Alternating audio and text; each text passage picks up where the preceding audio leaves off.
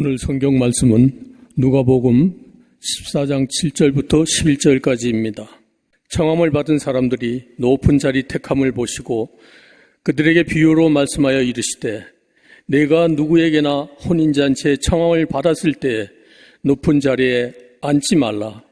그렇지 않으면 너보다 더 높은 사람이 청함을 받은 경우에 너와 그를 청한 자가 와서 너더러 이 사람에게 자리를 내주라 하리니 그때에 내가 부끄러워 끝자리로 가게 되리라. 청함을 받았을 때에 차라리 가서 끝자리에 앉으라. 그러면 너를 청한 자가 와서 너더러 보시어 올라 앉으라 하리니 그때에야 함께 앉은 모든 사람 앞에서 영광이 있으리라. 무릇 자기를 높이는 자는 낮아지고 자기를 낮추는 자는 높아지리라. 아멘.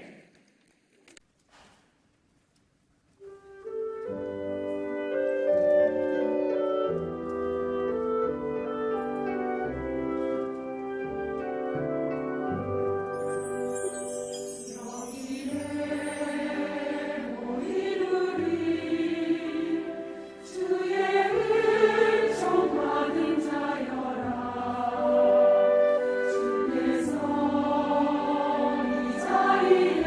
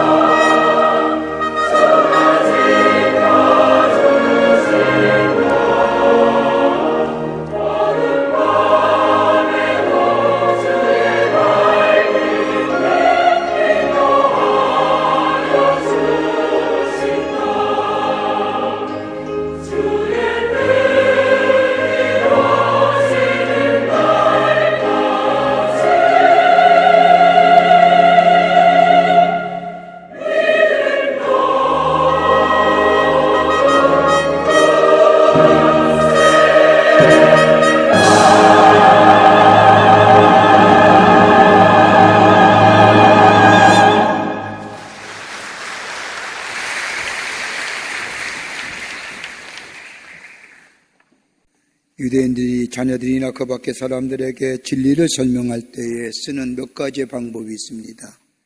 그 하나가 사건을 상징적으로 설명하는 겁니다. 이미지화시켜서 상징성으로 심볼릭하게 설명하는 겁니다. 또 하나 있다고 한다면 비유를 들어서 그 깊은 뜻을 풀이해 주는 겁니다. 예수님도 하나님 나라의 복음을 전할 때, 특별히 하나님 나라를 설명할 때에 잘 이해하지 못하는 사람들에게 일상생활에서 쉽게 이해하고 납득될 만한 일을 가지고 비유를 통해서 하나님 나라의 복음을 전하셨던 것을 보게 됩니다. 또 하나가 있다고 한다면 잠언이나 격언을 통해서 하나님 나라의 말씀 또 진리를 설명하는 겁니다. 잠언이란 것은 지혜롭게 살아가는 데 필요한 삶의 실제적인 원리들을 쓰여진 것이 잠언입니다. 우리나라에도 격언들이 있듯이 유대 사람들에게도 잠언이라는 것이 있어서 삶의 실제적인 원리들을 그 잠언을 통하여 가르쳐 주는데 그 진리와 더불어 하나님 나라의 교훈들, 잠언이라는 것을 통해서 하나님 나라의 복음을 설명하고 이야기합니다. 예수님은 당시에 유대인들이 갖고 있는 교훈이나 또 랍비들이 가지고 있는 교훈들을 일반 사람들에게 쉽게 이해하기 위해서 쓰여진 이 잠언을 통해서 여기에 덧붙여서 첨가해서 하나님 나라의 복음을 진리를 전하셨던 것을 보게 됩니다.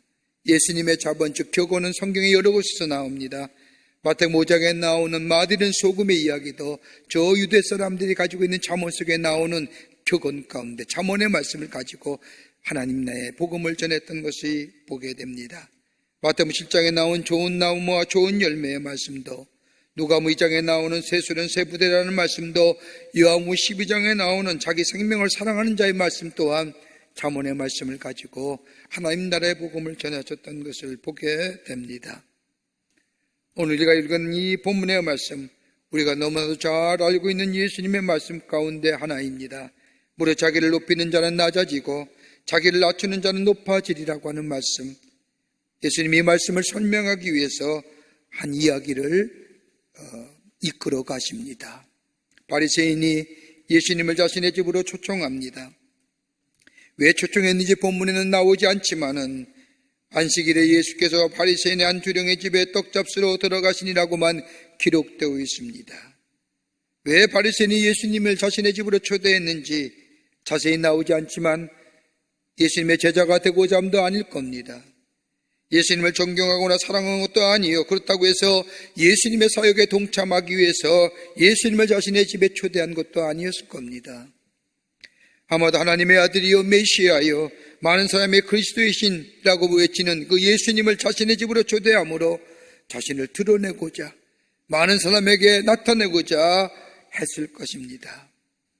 이것을 아신 예수님은 귀한 교훈의 말씀을 제자들에게 하십니다. 혼인잔치에 차명함을 받았을 때에 높은 자리에 앉지 말라라고 말씀하시며 자세히 설명해 가십니다. 차라리 낮은 자리에 앉아라. 내 생각에 이쯤 앉아도 되겠다 싶더라도 그보다 더 낮추어 앉아라. 그렇게 낮추어 앉고 보면 주인이 와서 왜 여기 앉아있느냐, 저 자리로 올라가십시오, 거기 가서 앉으시라고 할 것이 아니냐. 그때서야 많은 사람이 내가 영광스러워질 것이고, 그러나 잘못 생각해서 스스로 윗자리를 찾아 떡하니 버티고 앉아있다가 주인이 와서 미안하지만 좀 내려 앉으십시오라고 해야 되면 그런 망신이 어디 있겠느냐. 그러니 윗자리에 앉지 말고 낮은 자리에 앉아라. 그러면서 11절 말씀에 무릇 자기를 높이는 자는 낮아지고 자기를 낮추는 자는 높아지리라고 말씀하십니다. 여러분, 그리스도인의 정의를 어떻게 내릴 수 있을까요? 많은 정의가 있지만 저는 그 가운데 가장 마음에 드는 정의가 하나 있다고 한다면 그리스도인들은 강한 자라는 겁니다. 어떤 어려움이나 어떤 역경이나 무너지지 않는 자라는 겁니다. 내가 강해서가 아니라 예수님이 내 안에 계시기에 강한 존재가 되었다는 겁니다. 세상의 사람들은 강한 자가 되기 위해서 많은 것들을 이야기합니다. 지혜가 있어야 되고 지식이 있어야 되고 물질이 있어야 되고 힘이 있어야 되고 권력이 있어야 되고 그것이 나를 강한 자로 만든다고 하지만 그리스도인의 삶은 그것이 나를 강한 자로 만드는 것이 아니라 예수가 내 안에 계실 때에 그 자가 바로 강한 자가 됩니다. 그런데 강한 자의 윤리가 뭘까요? 강한 자가 가져야 윤리가 어떤 것일까요? 다름이 아니라 겸손일 겁니다. 강한 자의 윤리에 가장 촉목제되는 덕목이 겸손입니다. 여러분, 예수 안에 있는 사람은 겸손한 사람들입니다. 빌립보서 2장 5절과 7절에 있는 말씀처럼 너희 안에 이 마음을 품으라 곧 그리스도 예수의 마음이니 그는 그 먼 하나님과 동칭됨을 취할 것으로 여기지 아니하시고 오히려 자기를 비워 종의 형체를 가지사 사람들같이 되셨다고 얘기하는 것, 저 하나님과의 동등됨을 취할 것으로 여기지 아니하시고 인간의 몸을 입으시고 이 땅에 오셔서 그 자체가 겸손한 모습, 겸손함의 그 자체가 예수님이시라는 겁니다. 예수가 우리의 삶에 있을 때에 겸손함이 있어집니다. 이 겸손함은 수단이 아니라 신앙의 본성입니다. 믿음이 있다고 한다면 우리 안에 겸손함이 있어야 됩니다. 오늘 예수님은 오늘 본문의 말씀을 통하여 겸손함이 어떤 모습인지요, 예수 안에 있는 자는 겸손한 자요 그 겸손의 덕목을 가진 자가 강한 자일 터인데 어떤 삶의 자세로 살아야 될까요? 믿음 안에서의 실제적인 삶의 원리를 우리에게 가르쳐주는 말씀입니다. 오늘 본문의 말씀을 통해서 몇 가지를 함께 말씀을 나누며 은혜 받기를 원합니다. 첫째는 낮은 자리에 앉으라는 겁니다. 7절과 8절의 말씀을 보십시오. 청함을 받은 사람들이 높은 자리에 택함을 보시고 비유로 말씀하시되 잔치자리에 청함을 받거든 높은 자리에 앉지 말라라고 말씀하십니다. 높은 자리에 앉지 말아야 할 이유를 9절 말씀에 이렇게 설명합니다. 더 높은 사람이 청함을 받은 경우에 그를 청한 자가 와서 나더러 이 사람에게 자리를 내어주라 하리니. 그러니까 높은 자리에 앉지 말고 말 속에 앉으라는 겁니다. 왜요? 높은 자리에 앉아있다가 청한 사람 보기에 귀중한 사람이 오면 내가 앉은 높은 자리를 내어주어 부끄러움을 당하기 때문이라는 겁니다. 그렇죠. 그런 경험 해보셨죠? 저도 많이 해봤습니다. 제가 나름대로 좀 높은 사람인 줄 알고 앞에 섰다가 목사님 좀 뒤로 가세요. 뒤로 간 적이 한두 번이 아닙니다. 그때 얼마나 민구스럽지. 민구스럽잖아요. 나는 거기가 내 자리인 줄 알았는데 아니라던 겁니다. 여러분, 겸손함의 명상의 본성은 어느 자리에 가든지 낮은 자리에 앉으라는 겁니다. 왜 예수님이 이런 말씀을 하신 이유가 어딜까요? 본문의 말씀을 좀 더 자세히 살펴보면 그 의의를 알 수가 있습니다. 오늘 본문의 말씀은 한 바리새인이 예수님을 자신의 집으로 초청합니다. 예수가 예수의 제자가 되려는 것도 아니에요. 그렇다고 예수의 말씀을 들으라는 것도 아닙니다. 그렇다고 예수님의 하나님의 아들이시기에 자신의 집을 초청한 것도 아닙니다. 그저 사람들이 예수님을 가리켜 하나님의 아들이고 메시아고 그리스도라고 이야기하니 다른 사람의 평판이나 다른 사람의 눈을 의식하여 자신의 집으로 초청한 겁니다. 여러분, 한번 생각해 보세요. 사람들이 자신을 높이는 방법이 어떤 방법이 있을까요? 나를 좀 높이는 방법이요. 한번 생각들 해보세요. 어떻게 높일 수 있을까요? 굳이 생각한다면 그 앞말가 뭐냐? 자기 자랑을 통해서 자신을 높이는 거예요. 선행이나 자신의 공로를 드러냄으로써 자신을 이야기합니다. 나는 이런 사람이야. 그런데 저들이 한 일을 가만히 보면 별것도 아닌데 다른 사람도 다 하는 대체적 일임에도 불구하고 그거 됐다고 이야기합니다. 저는 조금 유감스러운 게 하나 있습니다. 높은 사람들, 제법 있다는 사람들이 꼭 어디에 방문해서 금일봉 냈습니다. 난 금일봉이 얼마인지 알고 싶은 거 있죠. 도대체 얼마 가지고 금일봉이라고 얘기하는지.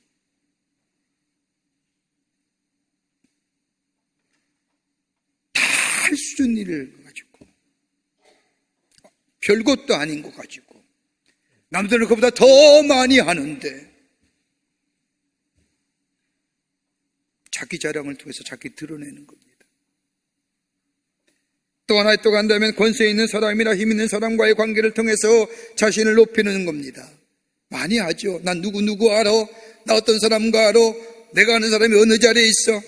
그런 사람을 통하여 자신을 높이는 사람, 내가 누구를 알고 있는데, 여러분 가만히 봅시다. 이것의 결말은 뭐예요? 좋지 못한 일이 나타납니다. 내가 누구가 알아? 누구와의 관계성을 통해서 자신을 드러낸 사람, 제대로 무언가 좋은 일에 쓰임받는 걸 못 봅니다. 그 사람을 이용하고 그 사람을 사칭하고 자신의 유익을 위하여, 궁극적으로 자신을 드러내는 자신의 유익을 위한 일입니다. 또 하나 있다고 한다면 다른 사람을 대접함으로써 자신을 높이는 겁니다. 누구를 대접했다는 것으로 인하여 자신을 높이고 자신을 드러내는 길입니다. 여러분, 유대인들에게는요, 여섯 가지 덕목이 6가지가 있습니다. 이런 덕목이 있으면 덕 있는 사람이라고 이야기합니다. 그 하나가 뭐냐? 공부하는 겁니다. 여러분, 유대인들은 끝까지 공부해요. 어려서부터 덕목이 공부하는 덕이라는 걸 알기 때문에. 또 하나 또 간데 환자를 방문하는 겁니다. 자비와 긍휼의 마음을 가지고 아픈 사람을 찾아가 위로하는 겁니다. 또 하나 또 한다면 대접하는 일인 겁니다. 다른 사람을 대접하는 일. 네 번째는 자녀에게 율법을 가르치는 일이고, 다섯 번째는 기도하는 일입니다. 그러기에 유대인은 관습에 따라서 하루에 3번씩 기도하지 않습니까? 이게 덕이에요. 이게 신앙의 거룩한 습관이 아니라 덕목으로 되어 있기에 유대는 습관적으로 하루에 3번씩 기도하는 겁니다. 또 하나 있다면 다른 사람을 위하여 최선을 생각하는 겁니다. 아마도 바리새인이 예수님을 초청했던 것은 다름이 아니라 예수님을 자신의 가정으로 모셔서 대접함으로 인하여 덕을 세우는 일로, 다른 사람에게 자신의 덕을 드러내는 일로 생각했기에 예수님을 자신의 가정으로 모셔서 예수님을 대접했던 겁니다. 다시 말하면 자신을 높이는 일에 예수님을 이용한 것이지요. 그런데 예수님은 그렇게 하지 말라는 겁니다. 다른 사람을 이용하기 위하여 자신을 높이는 일에 높이지 말라는 겁니다. 그러면서 11절 말씀에 무릇 자기를 높이는 자는 낮아지고 자기를 낮추는 자는 높아지리라. 다른 사람을 이용하거나 자기 자랑을 통해서나 다른 사람을 대접함으로 이런 것으로 높아지지 말라는 겁니다. 이거는 그리스도인이 가져야 할 덕목이 신앙의 본성이 아니라는 겁니다. 여러분, 요즘 우리 주변에 보면 많은 분들이 병들로 고생합니다. 병이 참 많아요. 종류도 많고요. 암의 종류도 얼마나 많은지요. 여러분, 육신의 병, 여러분들 얼마든지 의사의 말을 따라 행하며 자신을 바르게 하면요, 육체의 병 나을 수 있어요. 마음을 긍정적으로 먹으면서요. 많은 암 가운데 그러지 않습니까? 요즘 시대는 암이 마치 감기처럼 친구처럼 생각하며 지내는 시대라고 얘기를 합니다만은 암 가운데 가장 치료에 낮은 것이 췌장암이라고 합니다. 한 방송에 의사 선생님이 나와서 말씀드린 걸 보니, 여러분, 췌장암도 마음을 긍정적으로 먹고 의사의 처방을 따라 행하며 규칙적인 운동을 하며 마음을 바르게 가지면 생존율이 높아지는 거예요. 완전한 치유는 아닐지라도 생존율을 높일 수 있다는 겁니다. 그런데 여러분, 우리의 마음 깊은 곳에 자리 잡고 있는 이 마음의 병은 어떠합니까? 다 마음에 건강하십니까? 아니잖아요. 나도 모르는 사이에 남이 모르는 내 마음속에 있는 상처들, 아픔들, 이 흔적들, 이것 때문에 쩔쩔매고 어찌할지 모르는 우리의 마음의 병들, 여러분, 그 병의 원인이 어디에 있을까요? 죄 아닙니까? 하나님과의 관계성이 끊어졌기 때문에, 하나님과의 관계가 무너졌기 때문에, 하나님과의 관계가 깨져버렸기에 우리 마음에 불안이 찾아오고 염려가 찾아오고 걱정이 찾아오고 근심이 찾아온 거 아니냐. 너희는 근심하지 말라, 하나님을 믿으니 또 나를 믿으라고 했는데, 우리 마음속에 근심이 있는 것은 하나님 믿지 못하는 불신앙의 원인이 어딜까요? 내 마음속에 있는 죄의 문제 아니니까요.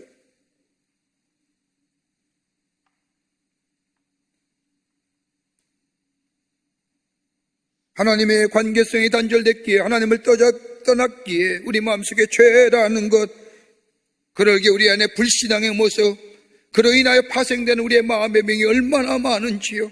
여러분, 로마서 1장 28절의 말씀을 보면 그들이 마음에 하나님 두기를 싫어하며 하나님께서 그들을 그 상실한 마음대로 내버려둬서 합당하지 못한 일을 하게 하셨으니, 여러분, 하나님이 마음을 두기를 싫어한 이유가 뭘까요? 왜 하나님을 떠나고 하나님을 마음에 두기를 싫어할까요?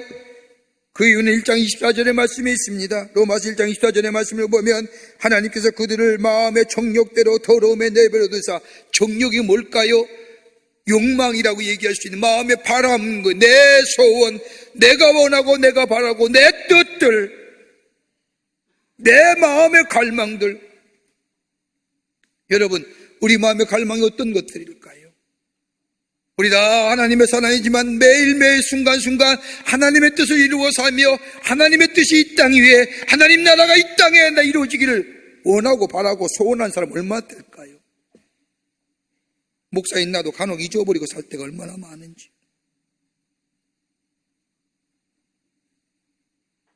여러분의 절실한 꿈이 어떤 겁니까?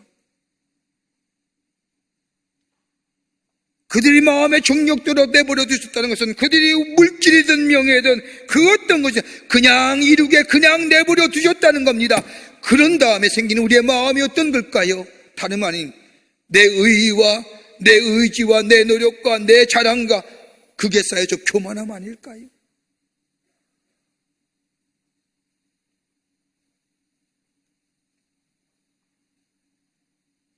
그러게 될 때에 1장 25절의 말씀을 보면 피조물 조물주보다 더 경배하고 섬김이니라. 하나님을 섬긴 것보다 내가 스스로 이루어진 것에 대해 피조물적인 것을 더 섬길 뿐만 아니라 그로 인하여 하나님이 아니 계신 곳에 어떤 것들이 일어나요? 로마서 1장 29절의 말씀을 보면 불의와 추악과 탐욕과 악의가 가득한 자요, 시기와 살인과 분쟁과 시기와 악독이 가득한 자요, 수근수근거리는 자요.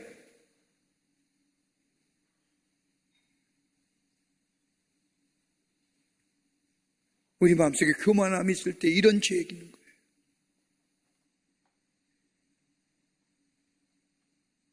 하나님이 떠나 나 스스로 할 수 있다는 인간의 교만함이 죄라는 것으로 나타나는 겁니다. 여러분, 교만함이 뭘까요? 교만함의 정의를 어떻게 내릴 수 있을까요? 여러분, 다름이 아니라 자신을 제대로 평가하지 못할 때에 교만함이 생깁니다. 내가 누구인지를, 내 정체성을 잃어버릴 때에, 그러게 예수님이 말씀하신 자기를 높인다는 것은 내가 나를 높인다는 겁니다. 진실한 자기 평가가 아니라 내가 나를 제값보다 높이 평가할 때 그걸 가리켜 교만이라고 얘기하는 겁니다. 여러분, 가만 보세요. 우리 다 똑같은 자 아닙니까?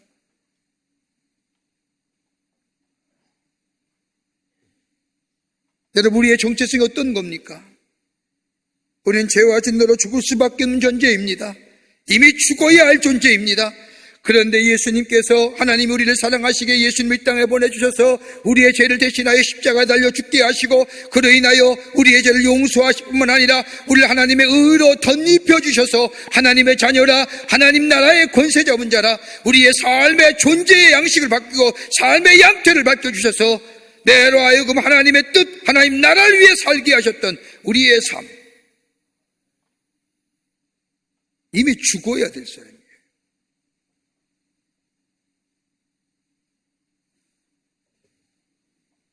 내가 어떤 장과 바르가 할 때 겸손할 수 있는 겁니다. 낮아질 수가 있는 겁니다. 여러분, 여기에 체질화된 신앙의 본성인 겸손이 우리 가운데 있는 겁니다. 여러분, 기억하세요. 교만하면 불신앙입니다. 교만할 때 내가 하나님이 되고 내가 우상이 됩니다. 교만할 때에 내가 심판자고 내가 절대자가 됩니다. 교만할 때에 마음에 분열이 생기고 가정이 깨지고 더 나아가 감사가 사라지고 내 안에 욕심을 인하여 불평과 불만과 원망이 넘쳐나는 삶 됩니다. 그 자체가 지옥이에요.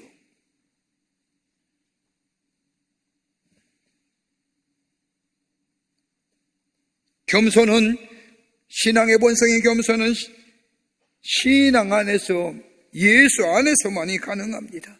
거듭난 사람만이 가질 수 있는 성품입니다. 매일매일 회개하는 마음속에 겸손함이 임합니다. 자기중심과 더불어 성실함에 우러나오는 성품이 겸손입니다. 그러기에 고린도후서 12장의 말씀을 보면 바울은 자신에 관하여 말하기를 자신에게는 육체의 가시 사단의 사자가 있었다고 말합니다. 이것 때문에 괴로워했다고, 이것 때문에 3번씩이나 하나님 앞에 기도했다고요. 여러분 성경 말씀을 가만히 읽어보세요. 3번씩 기도했던 게 그냥 눈 감고 기도한 것을 그쳤을까요? 아닐 겁니다. 생명을 걸고 기도했을 겁니다. 하나님, 내가 복음을 전하다가 행여 이것으로 인해서 내가 넘어지거나 뒤로 자빠지면 하나님의 영광 가리기가 두렵습니다. 저야 괜찮습니다. 내 육체의 병이기에. 그러나 하나님의 말씀을 전하다가 내가 넘어지거나 뒤로 자빠지면, 야, 네가 믿는 하나님이 어떤 하나님이라고 얘기할 때 나는 뭐라고 얘기해야 됩니까? 그러니 이거 사해해 주십시오. 내 안에 제하여 주십시오. 3번씩이나 목숨 걸고 기도했다는 거예요. 그럴 때 바울에게 들려온 하나님의 음성, 내 은혜가 내가 족하다라고 하는 이 음성이 그의 마음속에 들려오고 그 은혜를 깨닫게 될 때에 그는 고린도후서 12장 7절 말씀에 이렇게 고백합니다. 여러 계시를 받은 것이 지극히 크므로 너무 자만하지 않게 하시려고 내 육체의 가시 사단의 사자를 주셨으니 이는 나를 쳐서 너무 자고하지 않게 하려 하심이니라. 나를 자고하지 않게, 교만하지 않게. 이것마저 없으면 난 교만해졌어. 이것 때문에라도 더 하나님 앞에 엎드려 기도하며, 이것 때문에라도 더 하나님의 은혜를 구하며, 이것 때문에라도 내가 더 겸손해지는,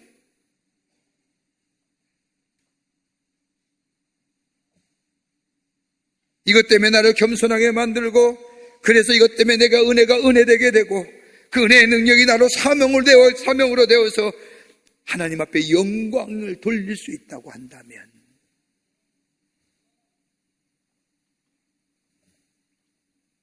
여러분, 그러게 예수 안에 있는 자는요, 겸손이 신앙의 본성이 되는 겁니다. 그럴 때에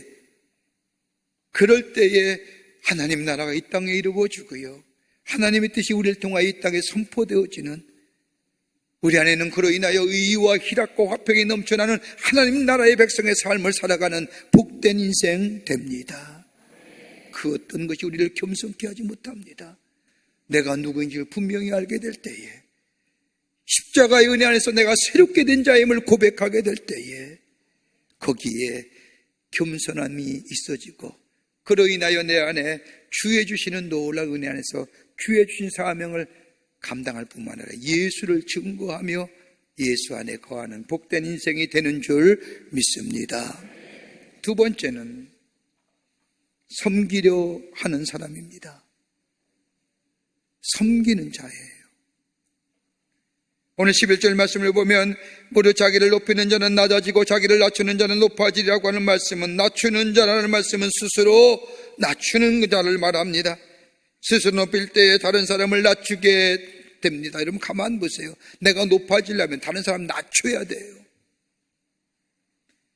내가 나를 높이는 순간 다른 사람은 낮아지게 돼요. 상대적인 거예요. 그러기에 나를 높이기 위해서는 다른 사람의 흠집을 낼 수밖에 없어요. 단점을 이야기하고 부족한 점을 말할 수가 없어요. 누가 이러이러하더라, 누가 저렇하더라. 다른 사람을 허물을 보고 흉물는 순간 내가 올라갔다고 생각하지만요, 아니잖아요. 여러분, 이것처럼 병든 생각 어디 있습니까? 끌어내려야 내가 올라간다? 이건 병든 생각이고, 이런 사회는 병든 사회입니다. 오늘 본문에 보면 바리새인이 예수님만 자신의 집으로 모신 것이 아니라 다른 사람도 다 함께 모셨습니다. 예수를 섬기려는 마음, 예수의 제자가 되는 마음이 아니라 다른 사람에게 보이려 하기 위함입니다. 스스로 높아지려고 하는 마음입니다. 자기의 자랑 삼아 다른 사람보다 높아지려는 이 마음을 아시고 예수님이 말씀하시죠. 섬김을 받고자 하느냐? 그러면 먼저 섬기는 자가 되어야 하느니라. 섬기라는 겁니다. 왜 섬기지 못하나요?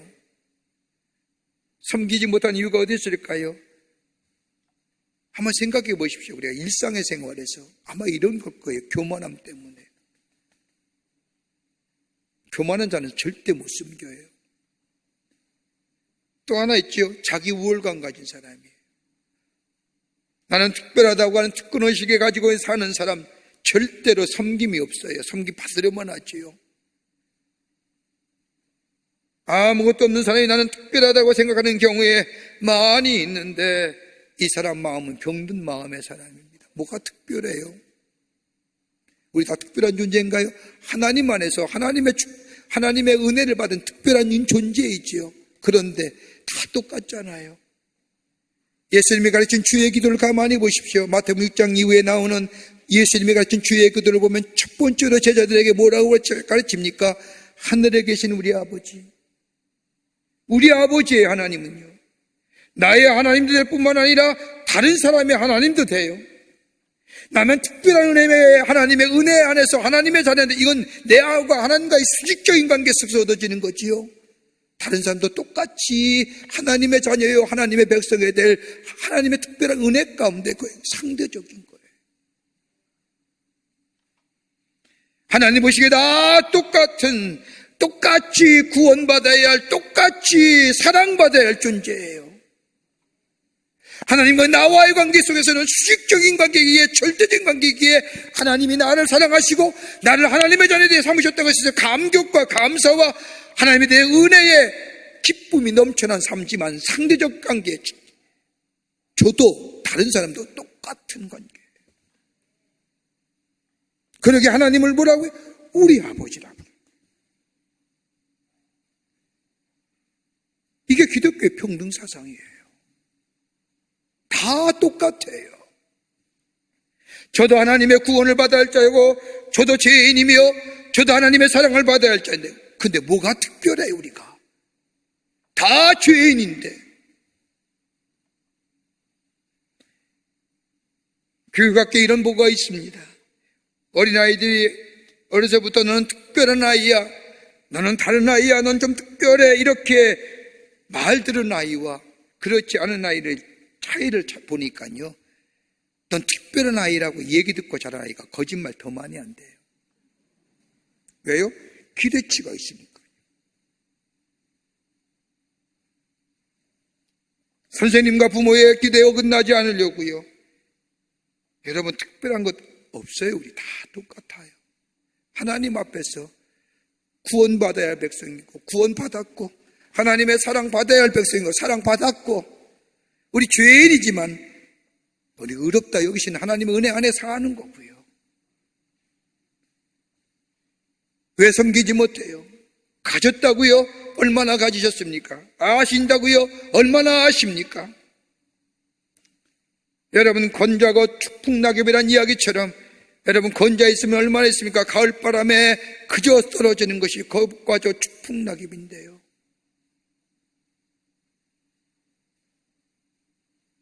또 하나 섬기지 못하는 이유는 뭐냐? 자기 주장이 강한 사람, 아집이 강한 사람은 다른 사람을 섬기지 못합니다. 또 하나 있다면 경쟁심이 강한 사람.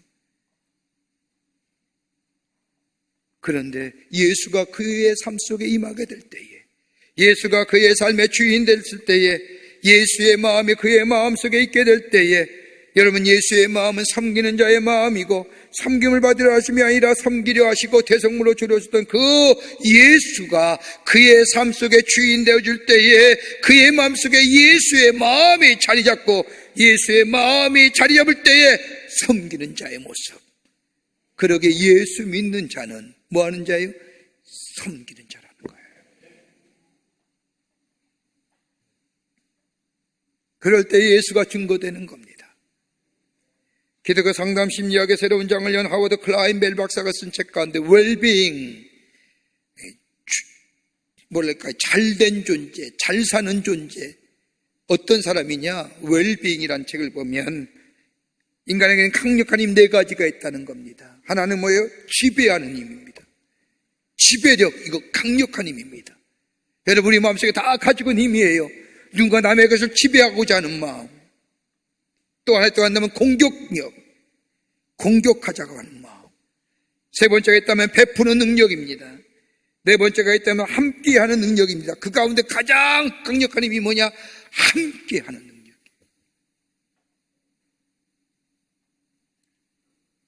다른 사람과 함께하는 능력이 가장 강력한 힘이라는 겁니다. 예수님 말씀하신 대로 다른 사람을 섬기는 능력, 섬길 때 거기에 함께하는 능력이 생기고 그 능력이 가장 강력한 힘이 된다는 겁니다. 이것은 맹세해서 되는 것이 아니라, 결심한다고 해서 되는 것이 아니라, 예수가 우리 마음에 계실 때에, 내 마음의 주인 되실 때에, 여러분, 우리는 다른 사람을 섬기는 예수의 마음 본받아 다른 사람을 섬길 수 있고요, 그때에 내 안에 예수 그리스도가 계시고요, 예수 그리스도가 증거될 뿐만 아니라, 그래야 하나님이 주시는 놀라운 의, 희락, 화평, 기쁨의 삶을 살아가는 복된 백성 됩니다. 섬겨요.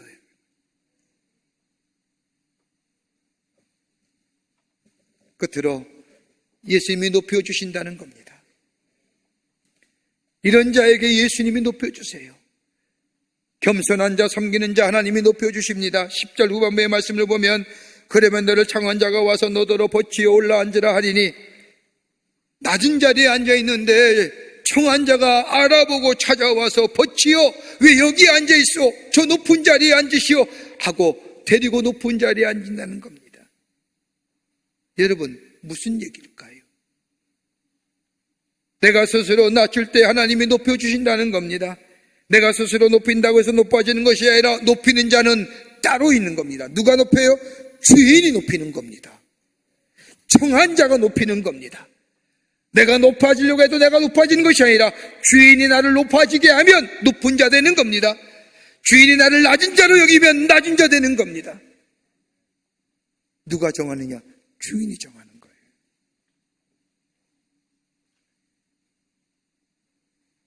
오늘 이 말씀은 잔치자리의 이야기만 아닙니다. 스스로 상자에 앉음으로 자기를 높일 때 주인이 와서 그에게 뭐라 하는 겁니까? 이 사람에게 자리를 내어주라. 여러분, 얼마나 창피해요. 그가 내 자리인 줄 알았는데 좀 뒤로 가라는 거예요. 높고 낮음은 주인이 평가하는 겁니다.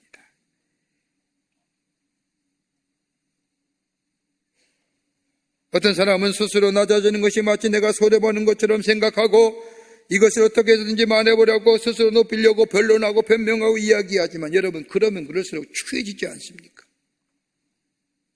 인격이 비참하게 됩니다. 그러나 우리가 낮아지면 우리의 주인 되신 우리 하나님이 우리를 높여주십니다. 그러기에 예수님은 스스로 낮추라고 말씀하실 뿐만 아니라 야고보서 4장 10절의 말씀을 보면 주 앞에서 낮추라, 그리하면 주께서 너를 높이시리라고 말씀하며, 하나님은 교만한 자를 물리치시고 겸손한 자에게 은혜를 주신다 말씀하십니다. 낮아지는 자, 예수가 우리 안에 계실 때 이게 신앙의 본성입니다. 섬기는 자, 겸손한 자, 낮아지는 자. 이 마음 품을 때에요, 하나님 나라가 이 땅에 이루어지는 겁니다. 이 땅이 밝아지는 겁니다. 풍성해지는 겁니다. 세계적인 흑인 성악 가수 가운데 로널드 헤이즈라고 하는 사람이 있습니다. 이 헤이즈가 저 조지 어느 시골 마을에 살다가 맨발로 도시에 나온 배우지 못한 흑인 청년인데 목소리가 좋습니다. 도시에 나와서 갈 곳이 마땅치 않아 이래저래 방황하다가 주일이면 꼭 예배당에 들려서 찬송을 하는데 그 목소리가 좋다 보니까 찬양대에 서게 됐습니다. 어느 날 그 덕으로 같은 찬양대에 오는 어느 부자 의사집에 점심 초대를 받아갑니다. 그 집에서 그는 처음으로 유성기라는 것을 보았고, 유성기를 통해서 당대의 명성이 높았던 카루소의 노래를 듣게 됩니다. 말로만 듣던 그 카루소의 음성을 유성기에서 나오는 소리로 듣는 순간, 그가 나중에 그의 책을 보면 이렇게 회상합니다. 그때 처음으로 카루소의 노래를 듣는 순간 내 가슴에 요란한 종이 울리기 시작했다. 그리고 내 가슴에는 카루소로 가득 차 있었다. 마치 저 지평선 너머에서 나를 부르는 소리가 들리는 것 같았다. 그 후에서부터 나는 카루소에 미쳐 살았다. 카루소가 나를 이끌고 왔다. 카루소처럼 말하고 카루소처럼 행동하고 카루소처럼 노래를 불렀다. 이미 내 안에는 내가 없었다. 카루소가 있었다. 그 카루소의 애가 저 지평선 너머에서 나를 부르는 소리처럼 들렸다. 그런 결과 조지아의 맨발로 뛰쳐나온 이그 시골 흑인 청년이 도널드 헤이즈라고 하는 유명한 성가 가수가 되어 많은 사람들에게 감동을 주었던 것을 보게 됩니다. 그리스도인이 누굴까요? 예수님이 나를 지배하고 주의 음성이 나에게 들려옴고 그리고 예수님께서 나에게 새로운 의지를 따라 주신 의지를 따라 살아가겠뿐만 아니라 가슴 설레이며 주님과 동행하는 삶이 그리스도입니다. 그러기에 그리스도인이란 예수를 생각하는 그런 생각하는 사람이 그리스도인이고 그리스도인이란 예수가 사랑하는 그 사랑을 품은 사람이고 그리스도인이란 예수가 가고 싶어하는 그런 곳에 가는 사람이며 그리스도인이란 예수가 졌던 그 십자가를 지는 사람. 오늘 주님 우리에게 말씀하신 것처럼 신앙의 본성인 우리 안에 낮아짐과 겸손함과 섬기는 삶이 있을 때 예수님이 그렇게 하셨듯이 우리 안에 그것이 있게 될 때에 주께서 우리에게 주신 하나님 나라가 이 땅에 이루어지고 주의 뜻이 이 땅에 이루어지는데 쓰임받을 뿐만 아니라 우리 안에는 주의 주신 놀라운 은혜와 사랑이 충만한 하나님의 백성으로 이 땅에 선한 영향을 미치며 사는 자로 살아가게 될 줄 믿습니다.